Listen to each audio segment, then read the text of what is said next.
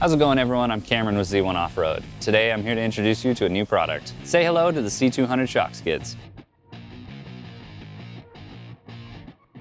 These are going to fit your D40 Frontiers with the C200 axle. In case you don't know which one that is, if you peek underneath the truck and you see an 8-bolt diff cover, that's the one.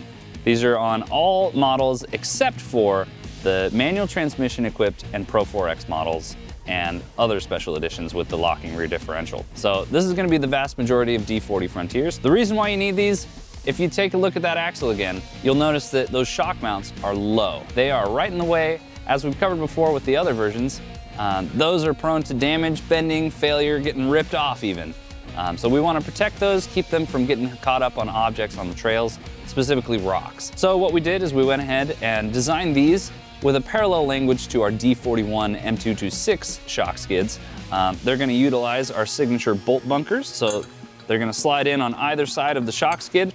They're going to keep your hardware inside the bolt bunkers nice and protected. This is going to allow you to get to them much easier, and it's not going to damage your hardware while you're out on the trail if you do happen to catch up on it. Another thing about these, they're made from welded 5mm mild steel, then powder coated black for a durable coating.